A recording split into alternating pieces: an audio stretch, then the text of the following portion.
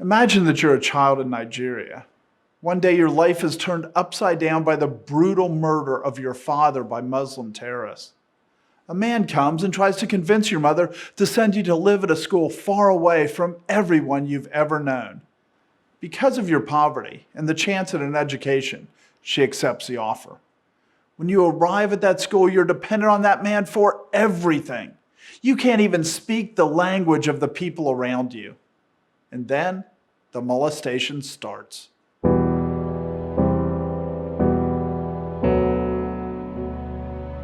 That's what we learned was happening in Nigeria.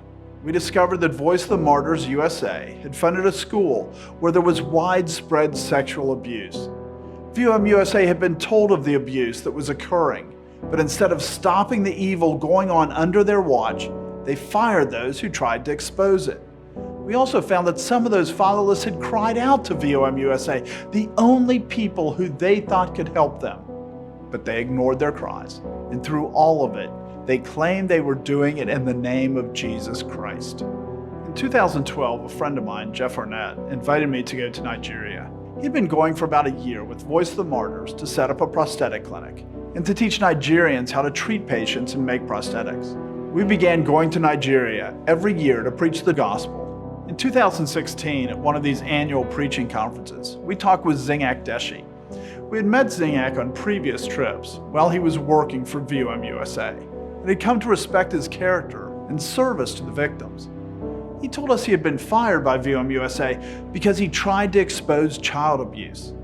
Zinyak shared with VOM USA that Isaac Newton, the director of the Stephen Center in Abeokuta, Nigeria, was raping and molesting the female students. They were wearing all black. Suddenly they held my legs, my hands, took off my skirts and just started in the room alone. He was touching me. I was like resisting him, trying to pull off myself, but he was still dragging me closer. It was really painful. I was like telling him he should stop. He always make demands on her, and anytime she refuses him, he makes life difficult. Because he makes them believe without him they are nothing. I was 14 years. I went in, and after entering and I greeted him, he raised me up and he began to touch me. When I do just little things, they punish me. He beats me. He make me experience hell in the hostel. That of my friend Nancy, I was opportune to see her when she aborted 3 kids for him. I was so disturbed. We were now called one day and told that our daughter Hannatu had an accident on her eye. Actually, she was beaten. Someone beat her with electric cable and broke her eyes completely. He followed me inside. He said we should take our bath together, which we did. And after that, I can't remember what happened again. Everything just went black and I was unconscious. Jeff had heard about a similar story before from one of the men working at the prosthetic clinic. Jeff had taken that allegation to VOM USA, and they assured him that they had investigated and it wasn't Isaac. VOM USA said that the rapist was a man who had committed suicide, even though the rape victim said that it was Isaac. Still, our first response was to verify whether Zinyak was framed. Zinyak claimed that Peter Jasek, who was VOM USA's representative that had fired him, did it based on a spiritual vision that Peter had and had refused to consider any evidence that Zinyak had to exonerate himself. Peter said, I was doing it just to gain the popularity and take over Isaac's seat, a seat that is not a political seat. And even if it's a political seat, all these people are not the people that will come and do voting, by the way. So how would I win their favor for them to help me to be there? You know? He was able to prove to us that the charges were false by showing us the evidence. Zinyak also took us to talk to other witnesses who had evidence of significant corruption at VOM in Nigeria. Also, they could tell us particular people who had told them that they had been sexually assaulted, but no one we talked to during that trip were sexual assault victims or first-hand witnesses. We returned to the U.S. and flew to the headquarters of VOM USA in Bartlesville, Oklahoma for 2 reasons. The first was to understand why ZINGAC was dismissed. And the second was because we thought that with all the people we had talked to, surely VOM USA would at least investigate whether their funds were funding the abuse of children. Because of our concerns with VOM USA, we wouldn't give them the names of the girls who were already being terrorized.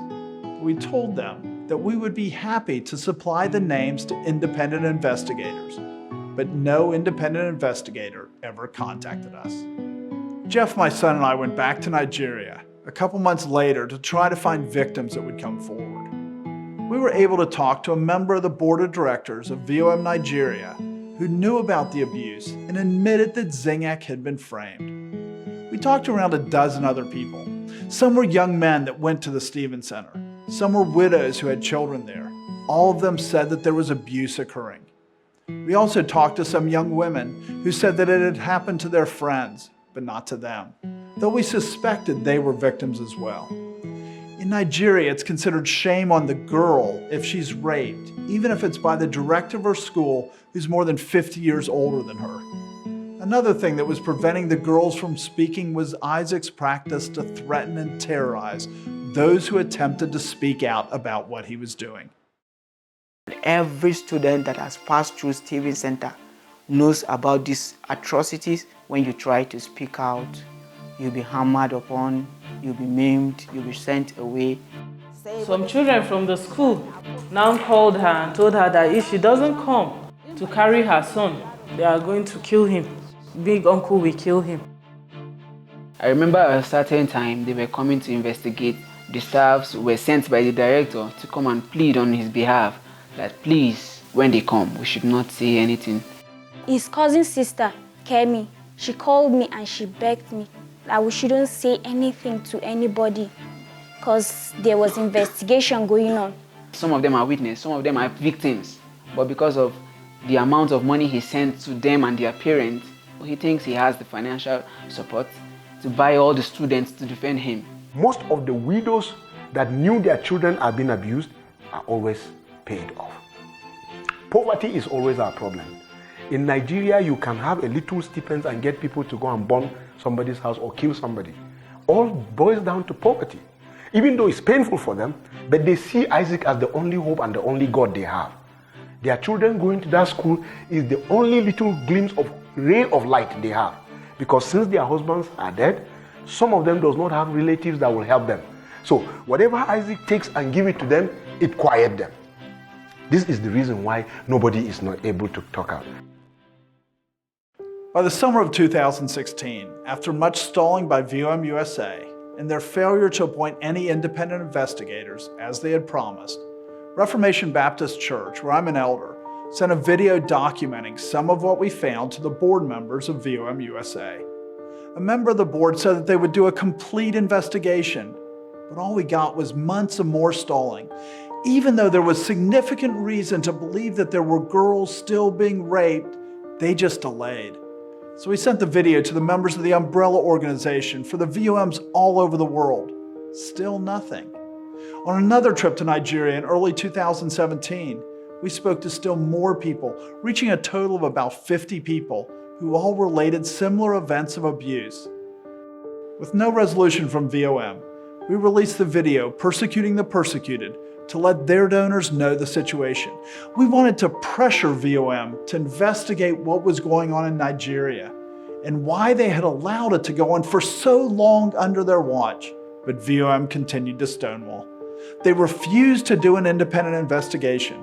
Instead, they released a deceptive statement to try to shift the blame and to claim that they were very responsive. Has Voice of the Martyrs done anything for the sexual abuse victims? No. They promised in a press release that they would pay the victims' legal fees, but they didn't. In a meeting with VOM, they were offered the opportunity to pay those fees, but still nothing.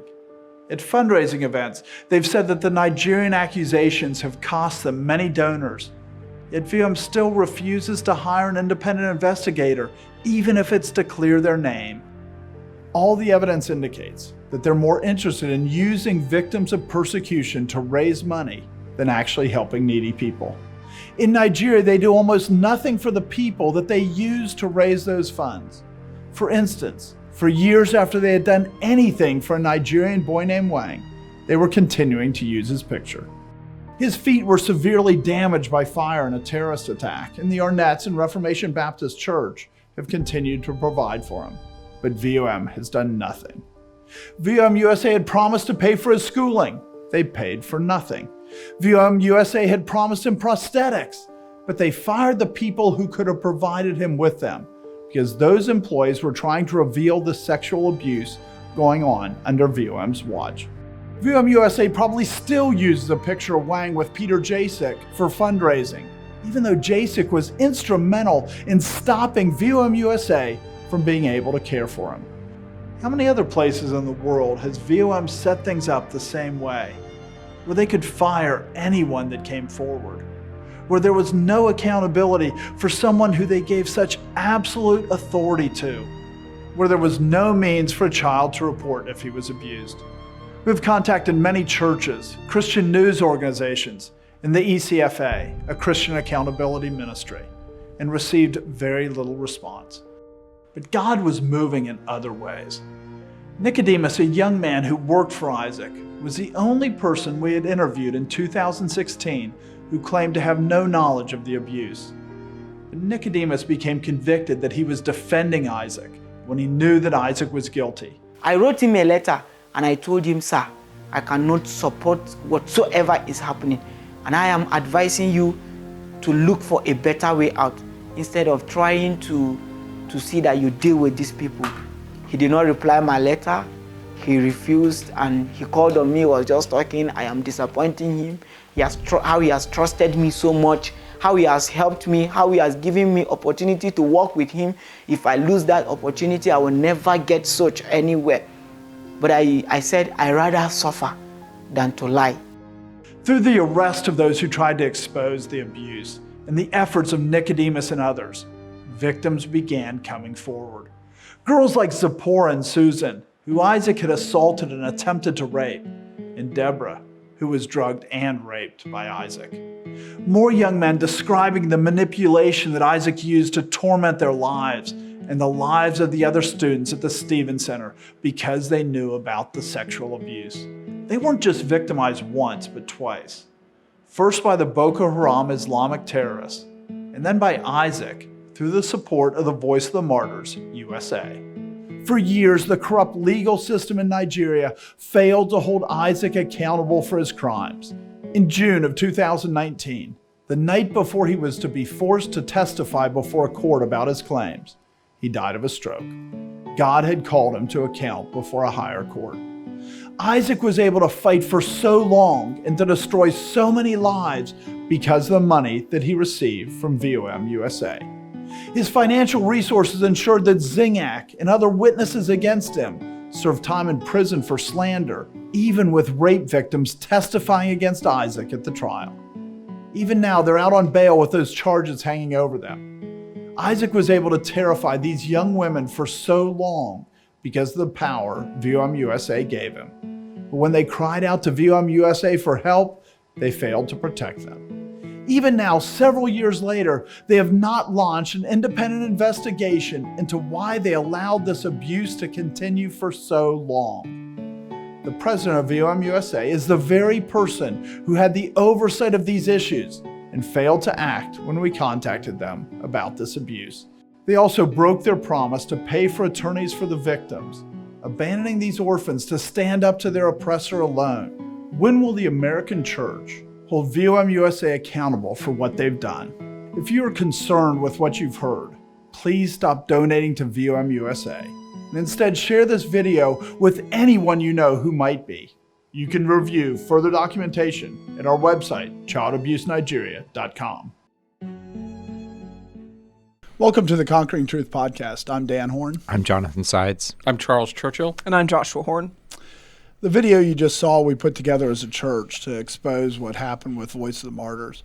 And so now we just want to, probably over the next few podcast episodes, we want to discuss it and not just discuss what Voice of the Martyrs did and what they failed to do and how they covered up really vile sin, but also talk about the impact it has on the church at large and the impact that it has in third world countries because of the false gospel that's put out there through actions of organizations like Voice of the Martyrs.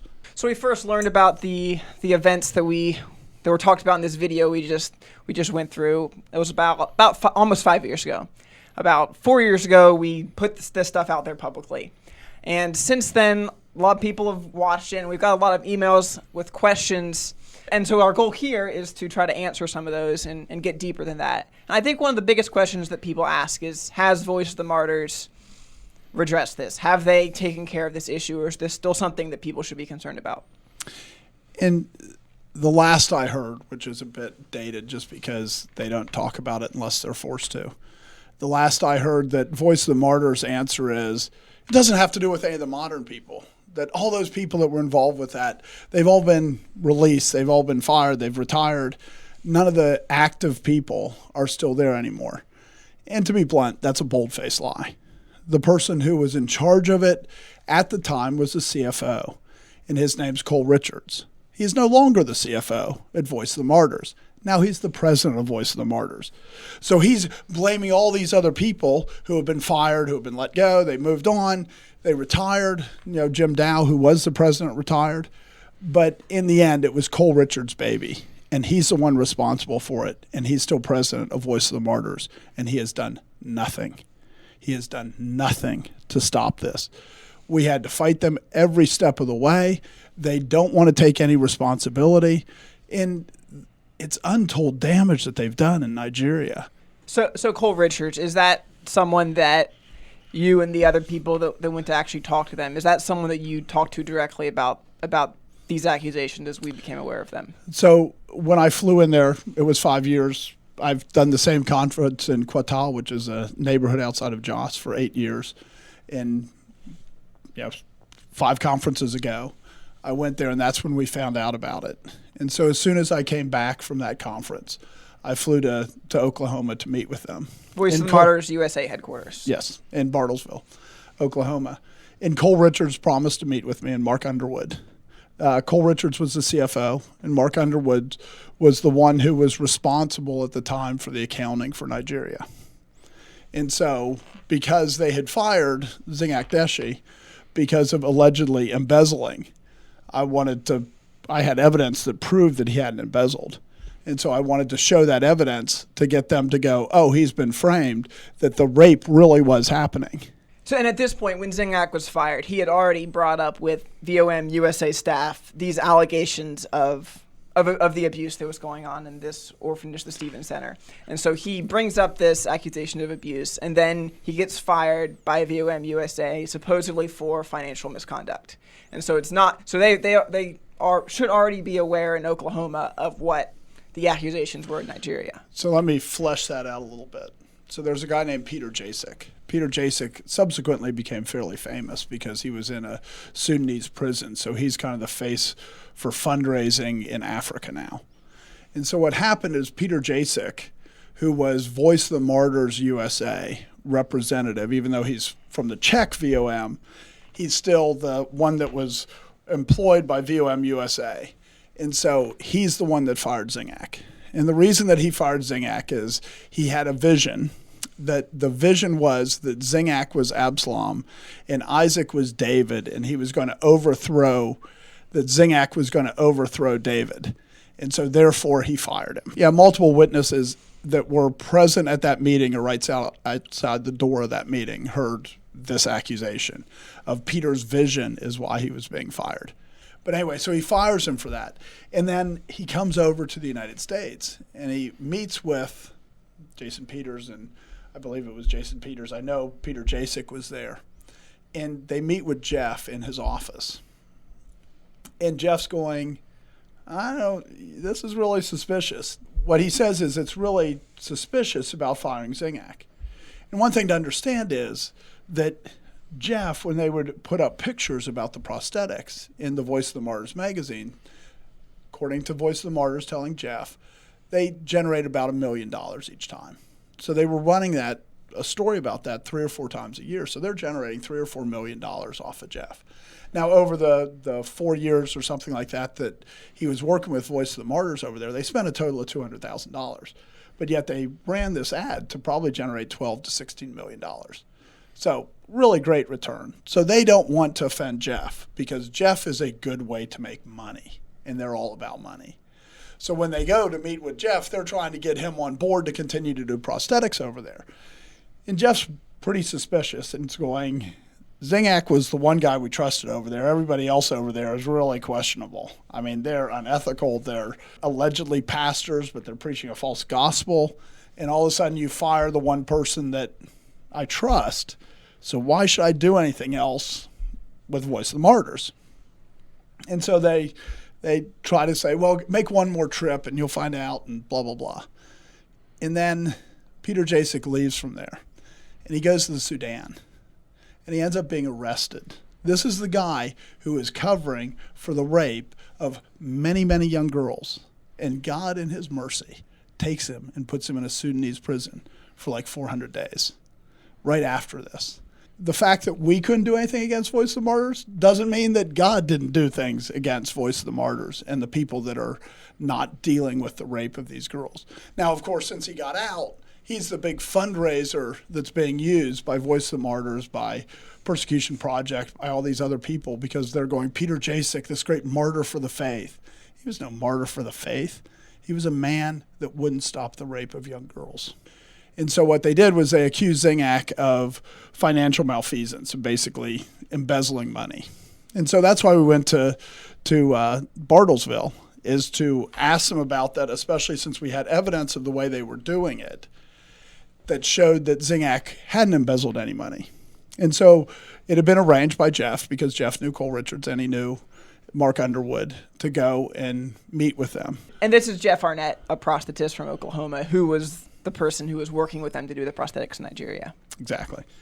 And so when we went, we ran into Cole Richards in the lobby, which was weird because we were supposed to meet with him. And he said, oh, an emergency lunch meeting came up, so I'm sorry I can't meet with you, but I'm sure Mark will take care of everything. And first of all, the Bartlesville headquarters are weird. It's hard to understand how weird they are. You go in there and you have to show all kinds of identification, which is fine. But then they actually have airlocks to separate the building from the outside. They can withstand a gas attack. It makes no sense for what's basically an office building for a ministry to be structured this way. But anyway, because you had to go through this whole process to get in, Jeff and I ended up going to the bathroom. I'd gotten on a plane and driven right there. And so when we come back out, guess who's walking in? Cole Richards is walking back in. It was very clear that he didn't have a lunch engagement. He just didn't want to be in the meeting. And it was very clear later in the meeting that we were being recorded. That was very obvious. Which is not a problem, but... Which is not a problem. But there were definitely, VOM was scared. And so they were playing these games. This is VOM's normal way of dealing and with it can be, because after all, they have airlocks. Right. I mean, it's weird.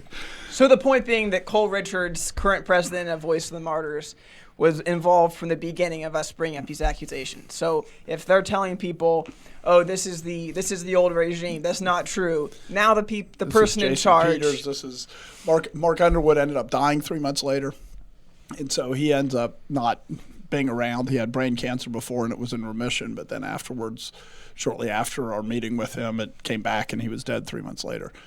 So about Cole Richards is he should have known about it. He did know about it. Right. There was no question. He was the CFO. He was the one that was organizing the money. Nigeria at the time was their big fundraiser, so he knew about it. So anyway, so we met with Mark Underwood. In talking to Mark Underwood, what Mark Underwood's telling me is how their accounting practices work. And the way their accounting practices work is, say at the time the exchange rate was, let's say, 180 Naira per dollar. And so if they had 180,000 Naira hospital bill, right, which is $1,000, instead of having them file for 180,000 Naira to be returned, what they would say is, it takes us a month to process this, so you have to project what the exchange rate will be a month from now. And when you project what the exchange rate is, because the exchange rate, it's a country that's undergoing war, exchange rates are very volatile. So what they say is, don't put 180 because that's today. You need to make sure that the exchange rate is better than what, or at least as good as what it will be 30 days from now. Now, nobody who does this stuff for international, when you reimburse is when you figure out what the exchange rate is. But what they had Zingac do is say, well, instead of putting 180 Naira, you put 200 Naira a dollar. Because in 30 days, then maybe that's what the exchange rate will be. But make sure it's high enough so it's higher than what it really is. And so they would reimburse him not $1,000, but they would reimburse him $1,100. Because that was how they did accounting, which is a very unjust way to do accounting. The exchange rate should be set when you send the money, not some projection beforehand. And since this time, we've gotten involved in ministry in Nigeria. So it's impossible to have like completely balanced, proper accounting if you're doing it this way. It's impossible. It's impossible. And so what they told Zingac to do is take the $100 and just spend it on other things, because he got reimbursed for $1,100 rather than $1,000. But what they're doing in the background is he just stole $100, even though he did exactly what they told him to do. And so all over the world, because Mark Underwood told me this is their standard accounting practice everywhere, that was set up by Cole Richards, because Cole Richards was their CFO. And they set it up so that they can charge anybody with embezzlement at any time they want to, so that they can shut down anybody that tries to expose what they're doing. It's very unjust. It's very immoral the way they do their accounting. Their accounting is set up to frame people, and they framed Zingac. When you were bringing this up to them, did they have an explanation of why they would do this? So I pointed that out to Mark Underwood, and he got pretty defensive, and then the meeting ended. And then he said I really needed to talk to the president, who was Jim Dow at the time. And so I called Jim Dow, and he's going, you have to show us evidence. And I'm like, your accounting practice is evidence. Your accounting practice is setting up people with false charges of embezzlement. And I explained what they did, and he literally said, that's something I can investigate, and hung up. I never heard from him again. What I told him at that point was, the only way that anybody should trust you is if you bring in a third-party independent investigator. The reason is that the summer before, all the stuff, before Zingac got fired and all that stuff, there was a man that was trained to be a prosthetist in Nigeria that came over and spent a month at Jeff's facility. And he's Raphael. Raphael. He was in the original video we put out. Right. And Raphael sat there and was really struggling with talking about it, because he had worked at the Stevens Center. And finally he talked to Jeff and confided in Jeff that he knew Isaac was molesting the girls at the Stevens Center. So Jeff took that to Jason Peters, who worked for Cole Richards. And he took it to him, and Jason Peters said, no, it was a different man. I'm sorry, these girls that were raped knew who their rapist was. But yet that was Voice of the Martyrs' answer. We've heard these reports, but we decided it was this person who committed suicide. It's Nigeria. It's really easy to have somebody killed. The idea that somebody committed suicide, maybe not. You don't know. But what you do know is the girls who said they were raped by Isaac, they weren't raped by somebody else. But yet that was Voice of the Martyrs' answer. And so we knew Voice of the Martyrs wasn't going to do an honest investigation. So when we went there, we said, you have to bring in a third party. And they refused to do that. And when we were interviewing the victims, I mean, they did say yes. Voice of the Martyrs USA people came in and asked people, has anything happened? But they said, we and the other students said no, everything's fine, because they were afraid, because they had been threatened by Isaac, the head of the orphanage, the person who was doing this abuse. They had been threatened and saying there was going to be severe consequences if you tell them what's happening. When in the timeline of our involvement, when did that investigation happen? So when we started this, we found out about it in January of 2016. That investigation happened in 2014. Only it was a fake investigation. Here's the reasons that we know it was a fake investigation. I don't believe Cole Richards did, but Jim Dow and Jason Peters went over to do this investigation, and Peter Jasek, to interview the girls. First of all, we found this out because we had never done anything like this. When we tried to interview girls, a bunch of white guys going in to interview teenage African girls about being molested, really bad idea. It's bad in the U.S. In the U.S., people who do this for a living, they understand. You have a woman talk to girls that have been molested. You don't have a man talk to girls that have been molested. they should have known that. And yet they sent 3 white guys to talk to these girls that have been molested. That's not how you find the truth. The other thing is they told Isaac that they were coming and what they were coming for. So Isaac gathered everybody together and said, you understand, your mothers will stop being paid if you allow this investigation to go through. So basically what happens is Voice of the Martyrs pays the mothers like $15 or $20 a month to send their daughters and their sons to the Stevens Center. So how much is that $20 worth? That widow that got the $20, when you consider the median wage in Nigeria was only something like $200 a year. And so there were a lot of people that would be living for less than $240 a year.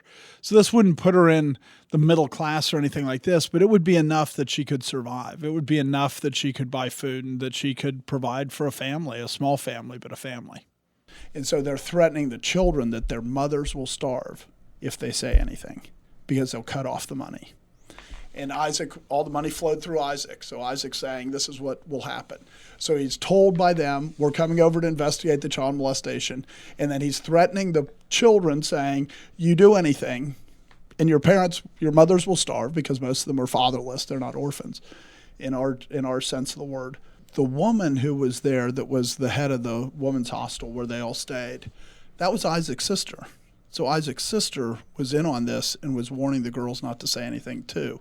So they go, which we were told by them, by the victims. By the victims, is that their only adult female person to speak to was Isaac's sister. One thing that would be good to mention here is if you go to persecutingthepersecuted.com, we have put up interviews with victims, with other boys at the Stevens Center who had other types of abuse happen to them. And so this stuff, we put up the interviews. This can be verified by watching these first-person interviews. And I think we have like 29 of them or something. There's a number of them. It's not just 1 or 2 victims that we've interviewed at this point. It is a number. Some of those male that weren't molested, but a number of them were females that were molested by Isaac. At what point, I know there was a point where Isaac had in his office a door that led to the girls' dormitories. And I know at one point VOM became aware of that. Is that tied into when they came over and investigated, or would they have found out about, I can't remember when that fell on the timeline. I think that was found out when they came over to investigate it, but they would have people go there very frequently. So if your Voice of the Martyrs, and Nigeria, again, is the engine of most of their martyrs, because of that, they're sending a lot of people over. But whenever people come over, even though all the stuff is happening in the north, what happens is if you fly in, you have to fly to Lagos. And then you have to drive to Abeokuta, which is like a 2.5-hour drive. And you have to spend the night at the Stevens Center. And then you drive back and then you start your work. And on the way out, all their employees did the same thing. So there were people spending the night at the Stevens Center all the time, which I find incredibly suspicious. And on one of the trips that we went on, they said you have to go by the Stevens Center, and we ended up not having to spend the night there, but they said you have to come visit for the day. And so we did that. We did that, but that was a very strange trip. Because what happened is we were there with Jason Peters, who was the African representative before Peter Jasek took it over. He worked in Bartlesville. I started to preach in a very different way than the people usually come over and preach. I'm Reformed. I preach a pretty blunt Reformed message. And all of a sudden, the first time ever, Isaac didn't meet with us. He knew we were coming the day that we were coming, but Isaac disappeared. They restructured everything, which is pretty interesting. And Jason Peters even told me, oh, yeah, if you see anything suspicious, we really have our suspicions about what's going on in the Stevens Center. Right. The Stevens Center is not up to VOM standards. And so they laid all this groundwork. So if we saw anything that they could go, oh, yeah, we can denounce it all. And so we didn't have to spend the night, but it was also structured very differently, our visit, than any other visit. Like when Jeff Arnett went, they made him spend the night. And Isaac's sitting there in a pair of shorts. He's a 65-year-old man or something, overweight, and he's sitting there with 14-year-old girls surrounding him, and he's sitting in a pair of shorts, and he's telling, Jeff, come on in, come sit next to me and watch television with me. And, Jeff thought, I'm going to get framed for raping a girl here. That's what's happening here. And he wasn't thinking so much about what Isaac was doing, but he was witness to. They clearly set it up so that, You can have a girl if you want when you go there, and then they can frame you. I mean, this is a structured thing. the door from his room from his office into the dorm. I mean, it wasn't like a hidden thing, was it? I mean, it was a hidden thing, but his answer was, it's locked. It's like, why did you build it? Well, it's locked. Who has the key? I have it. Who else would have it? But it's locked. I can't go in there. This is later when VOM does their investigation.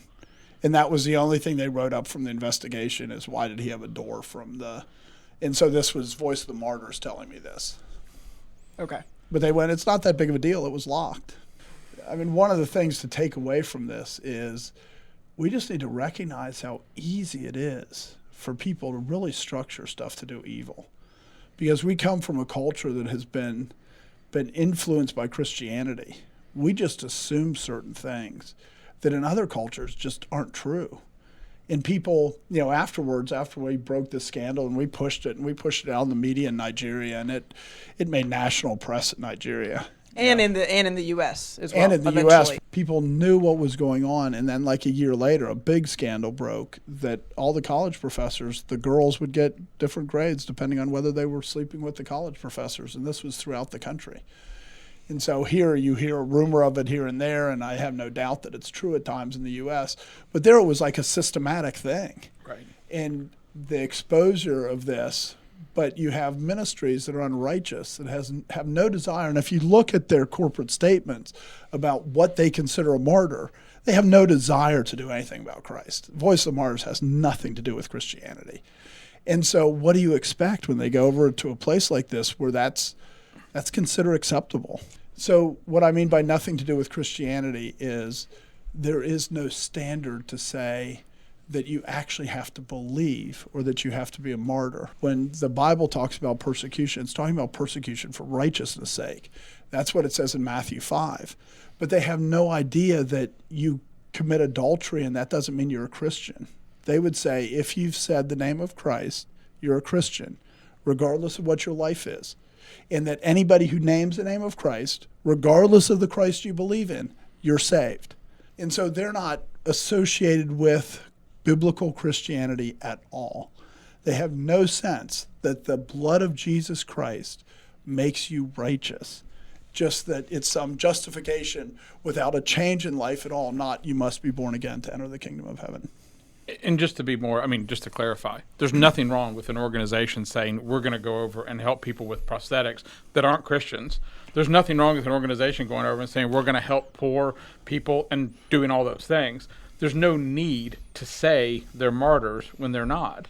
I mean, and this is where the disconnect is they're getting more leverage out of them by claiming they're martyrs because they don't have any interest in actually distinguishing what it means. They don't have any real knowledge or interest in what the actual gospel is. Right, or furthering the gospel. Instead, they very much confuse the gospel. And the last 5 years I've been going over there quite a bit, and a lot of what I do over there is try to get people to recognize what you think is the gospel is not the gospel of Jesus Christ. The gospel of Jesus Christ means Jesus Christ came to destroy the works of Satan, which is sin. That's what it says in 1 John 3. And they have no concept of that salvation means you actually turn from sin. Because Voice of the Martyrs and organizations like this that are pumping in lots of money, they want the money, and so they're taking the gospel that's associated with that money. So when we work through the process and eventually release this publicly, what we're asking for is them to do an independent investigation. One of the reasons for that is they had done a quote-unquote investigation already and said this wasn't happening. And then we go back and just, we're not professionals. We haven't handled situations like this before, but we're getting told all kinds of stuff that sounds really credible that they've just dismissed. Well, we've had like dozens of witnesses. This isn't like one or two. If this happened in the United States, we would be in the position where we would think we're obligated to go to somebody with some position of authority to do something about this. We can't stay quiet about this. Right. And in Nigeria, there is no authority. No righteous. I mean, no righteous. just. There's no police that you can go to report this will do anything. You basically pay the police. I mean, one of the things I think very much when you were over in Nigeria recently, there was a story about there was a big scandal with the police because there was like a 17-year-old girl that they found out that the police had been passing her around and using her for sexual favors for 2 years. And so I mean, and then that was one specific division, which is SARS, which is the anti-robbery section or something. And then when they tried to defund them and shut them down, they said, fine, we'll just keep operating. We don't need your funding. We make enough money through bribes. So, I mean, I'm just saying that to give some context in the sense of this is who you could potentially go to and say, hey, can you help me look into this? Right. And Zingak, who we've been talking about a few years ago, he was almost beaten to death because he wouldn't give a police officer a few dollars to bribe them. Well, we think it's likely, and this was SARS. This was the same group that ended up raping this girl for 18 months or 2 years or something like that. SARS ended up beating Zingak, but we think it's most likely that he was bribed by friends of Isaac to do that. And they beat him in such a way where they were intending for him to die in a few days, because if they died in his hands, that creates scandal. But if he goes home and dies, then it doesn't create a scandal. So, this is the real world. And we in America tend to not see that this is what the world's like, but this is what most of the world is actually like. And so the idea of reporting it to somebody, here you'd go, report it to the police. And if it's an important person, they might cover it up and there is scandal. I'm not saying our police departments are perfect, but I can tell you they're completely different than they are in Nigeria. There's simply no place to report it. And so, but somebody that's a huge money source to the community, like Tobe Akuta, they have lots of power. The government is going to try to investigate anything. If they go, hey, we have this going on, we suspect this, then they'll investigate it because they are a big dog there. They're not like some minor thing. They pumped $1 million, $2 million a year. That's a huge portion of the economy. You're saying if VOM had brought this up. If VOM up. had done this, if we could get VOM to actually do an investigation, the government would respond to VOM. But instead, they refused. They refused to do a third-party investigation. They refused to do anything.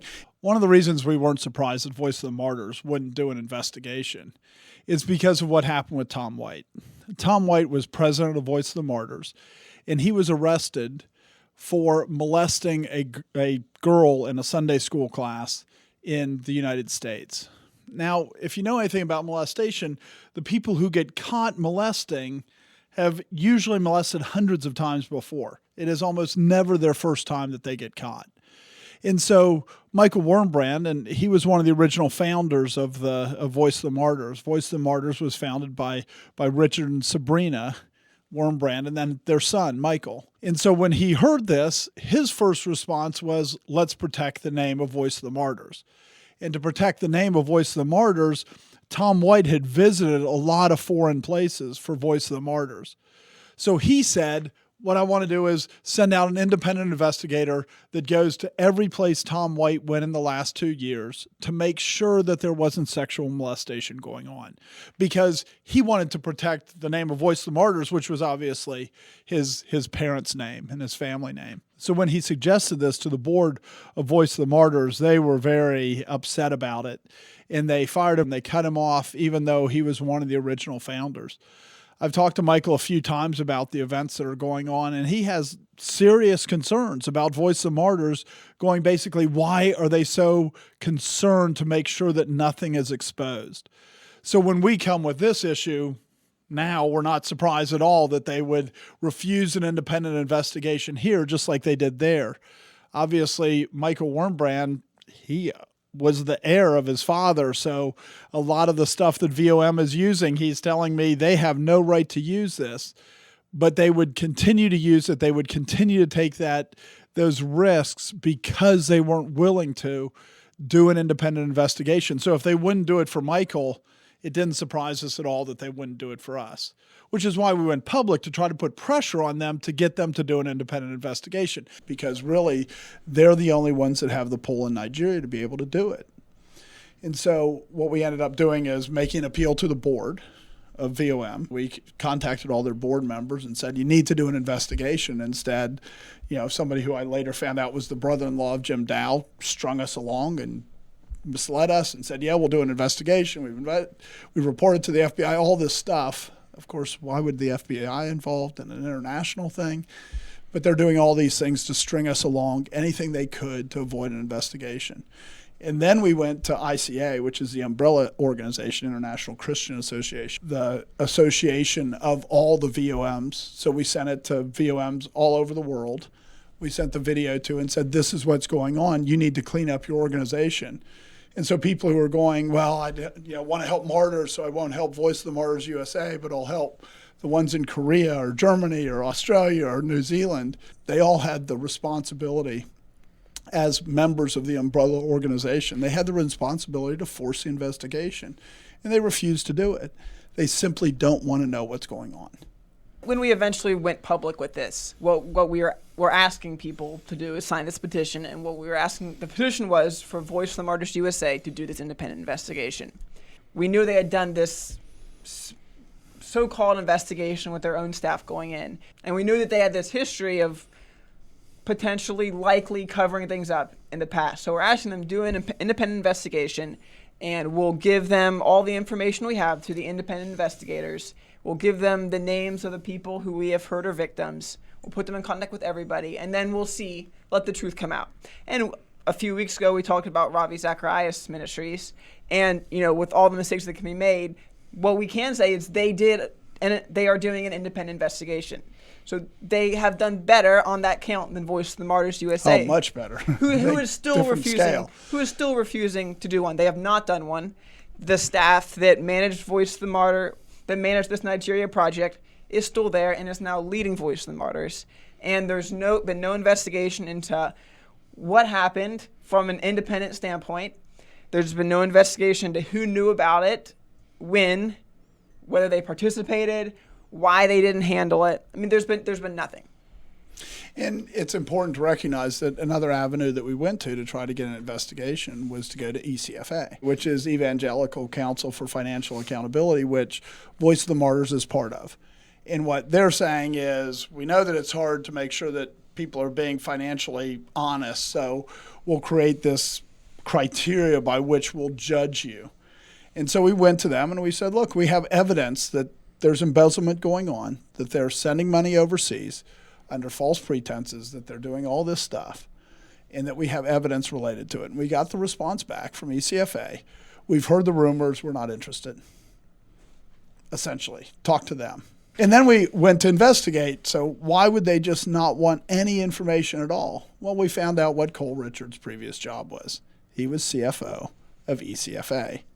So here you have a man who's covering up the rape of girls in Nigeria, and he used to be in charge of the Evangelical Council for Financial Accountability, not the president, but he was the CFO, which was the second in line. So this is not a means to cause accountability. This is a means to cover stuff up.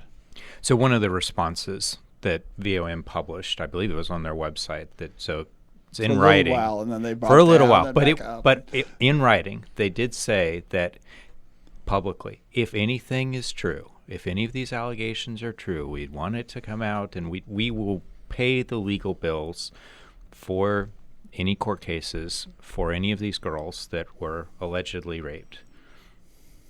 And there have been a lot of court cases. I mean, 14 at one time.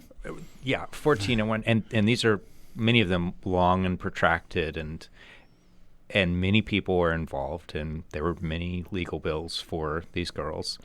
Has VOM paid any of those bills?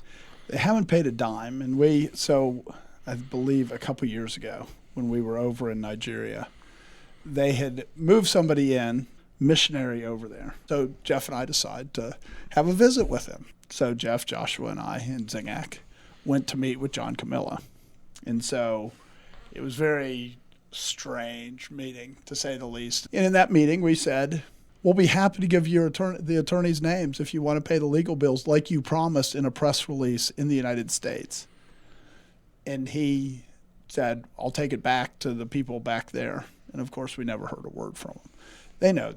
They know how to pay the legal bills, and they have no interest in doing it. It's just like all their other marketing. They just say it. They don't care whether there's any truth behind it or not. They just say it because they think it will help them. Is this similar to, like, there's a boy named Wang that they've been marketing off for several years, saying that they're going to handle his schooling and they're going to handle prosthetics for him. Have they done anything for him?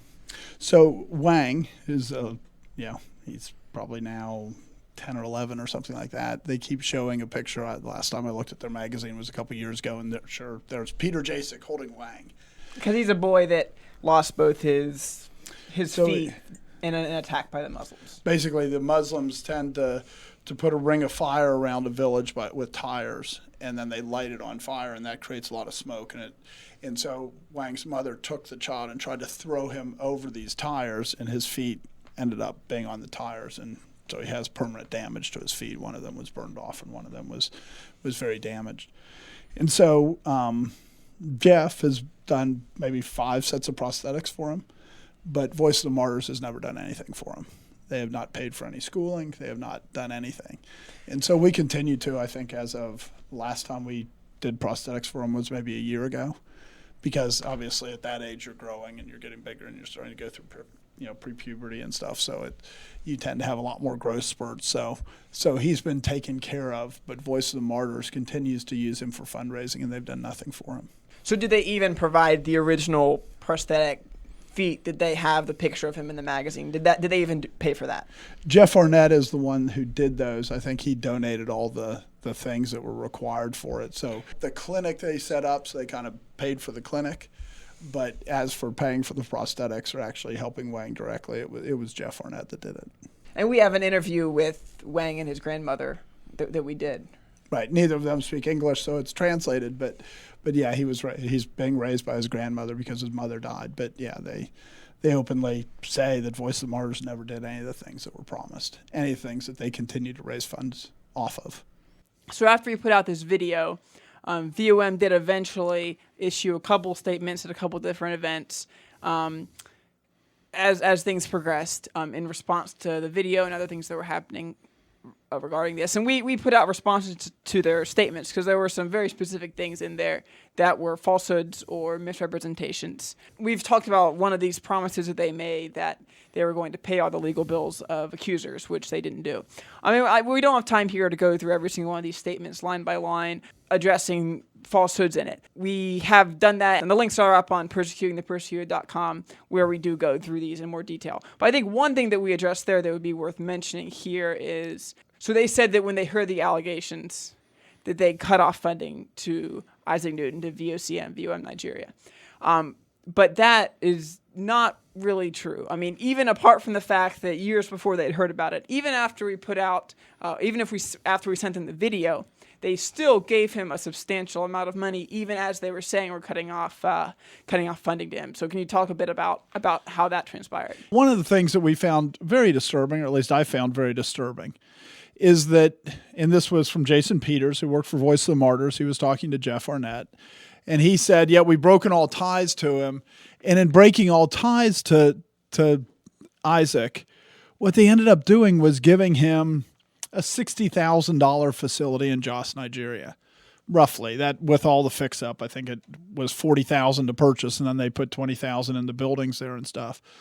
But when you think about that, and again, it's a poor society where a widow's willing to prostitute her daughter for $240 a year, $60,000 is a lot. And also gave him 5 cars, some of which were new vehicles, new large SUVs, which are very unusual and very hard to get into Nigeria because their taxes there, their import taxes are incredibly high. So they gave him at least $100,000. And from what we even heard from the Voice of the Martyrs person is that Isaac was willing to pay for it, and they refused to accept money for it. They just gave it to him. So they say, we're cutting you off because there's these suspicious things. There's these rumors going on. We don't believe they're necessarily true, but it's bringing us a bad name. But you definitely have a lot more people packed into the center, and you're bringing in these outside students and receiving fees from them. So we're cutting off the Stevens Center. Oh, by the way, we'll give you a $100,000 parting gift. If they were disturbed by Isaac's behavior, why would they give a $100,000 parting gift? So is there any way that VOM can be held accountable? I mean, obviously, the main way that we, from the start, tried to hold them accountable was by reducing their funds. the money that they raise, because they're not using it for righteous purposes. And for churches to give them money, that's going to hurt them the most, because that's where their love is. Their love is not for Christ. Their love is for money, and they love money. And so if that's the best place to hit them, is where they love and what they worship. I've heard that they've said at fundraising events that our fundraising is reduced because of these allegations out there. And yet they will not pay to have investigators go over and find the truth, which I'm sure would be far less than the money that people have emailed us saying we've taken VOM out of our will because of this video you put out there. They're guilty, or they don't think that anybody is trustworthy to do an investigation. But the answer sure seems to be they don't want the truth to be known. So that's one way to hit them. That's probably the most effective way. But the other thing that we're pursuing right now is Zingac was wrongfully terminated. He was a Voice of the Martyrs USA employee. He was not a Voice of Christian Martyrs, which is the Nigerian branch. He was a USA employee. And so we have gotten a court that will accept, or has accepted, that they have jurisdiction over Voice of the Martyr USA in Nigeria. And so that trial is proceeding. In that trial, we're hoping that we can get a decision against them, because if we get a decision against them, it is likely that we can get the legislature in Plateau State, at least, to denounce Voice of the Martyrs and not let them do anything in Nigeria, at least in that state. And that's important, because this con is still going on. They're still stealing money from American churches. In June 2.5 years ago, 3 weeks before I was there was 253 people that were killed by Fulani, which are herdsmen, Muslim herdsmen that go through and kill, quote unquote, Christian farmers. And so Voice of the Martyrs, while I'm on the ground there in the place where the 253 people were died, which was Miango is the name of the city that's in that region. And while I'm on the ground there talking to pastors who had 50% of their congregation killed, they're sending out emails. Voice of the Martyrs USA is sending out emails in the United States saying they've helped 5,000. It was a total boldface lie. They had helped no one. We went and sent reporters to the IDP camps. There was internally displaced person camps. So there were 3 of them from these attacks, because they kind of drove everybody out of the village, so they were displaced. And so we went to each one of those and interviewed the camp commander, if you will, and he had a record of everything that was received at each one of the camps. We have pictures of it. It's all in Hausa, which doesn't make it that useful. But they had given not a dime.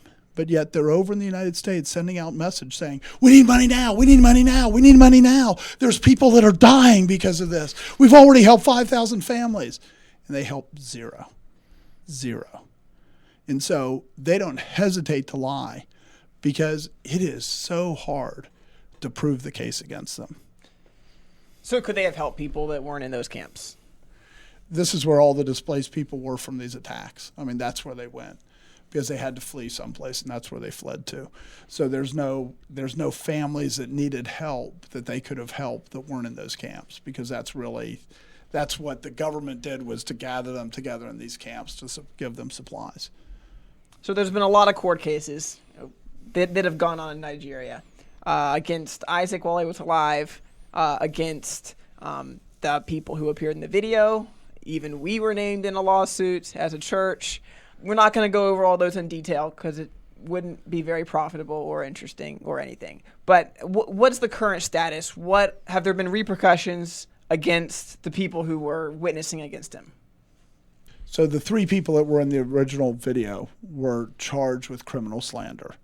Because even though there were 29 witnesses, they still said, oh, there's no evidence for it. The basis for slander in the United States, as it is in Nigeria, is there has to be a reasonable expectation that what you're saying is true. Well, 29 witnesses are usually considered a reasonable expectation that what you're saying is true. But they charged them with criminal slander. So the government is charging them with this, and with criminal slander, yes. Right, and we have good reason to believe it's funded by Isaac, because that's the way the system works in Nigeria. But anyway, so in the midst of that trial, there were another trial going on in Kafachan, which is outside of Jos. So the night that Isaac died, he was supposed to testify in a case where he had brought criminal slander charges, not against the 3 of them, Pastor Austin, Mrs. Dogo, and Zingac, but against 2 girls, that he was charging them with criminal slander because they said he raped them. And because he was bringing the charges, he had to testify. And so the night before he was to testify, that's when he had a stroke and died.